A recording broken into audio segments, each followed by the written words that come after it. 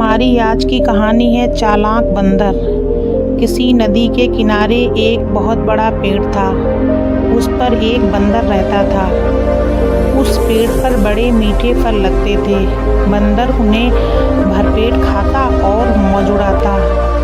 वह अकेले ही मज़े में दिन गुजार रहा था। एक दिन एक मगर उस नदी में से पेड़ के नीचे आया। बंदर के पूछने पर मगर ने बताया कि वह वहाँ खाने की तलाश में आया है।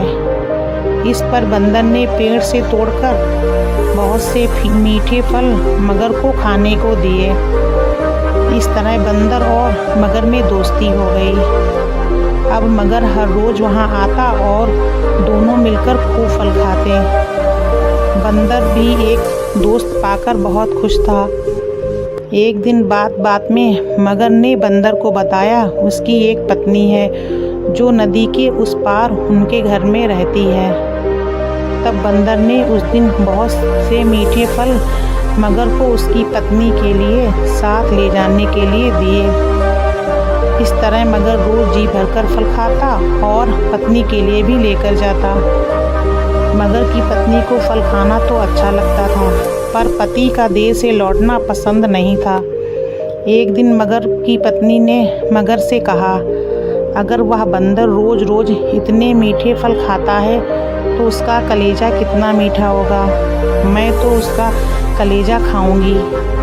मगर ने उसे बहुत समझाया पर वह नहीं मानी।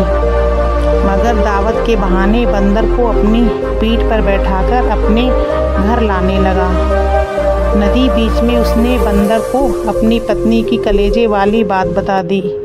इस पर बंदर ने कहा कि वो तो अपना कलेजा पेड़ पर ही छोड़ आया है। वह उसे हिफाजत से पेड़ पर ही रखता है, इसलिए उन्हें वापस जाकर कलेजा लाना पड़ेगा। मगर बंदर को वापस पेड़ के पास ले गया। बंदर छलांग लगाकर पेड़ पर चढ़ गया। उसने हंसकर कहा कि जाओ मूर्ख राजा, घर जाओ और अपनी पत्नी से कहना कि तुम दुनिया की सबसे बड़े मूर्ख हो। भला कोई अपना कलेजा निकालकर अलग रख सकता है।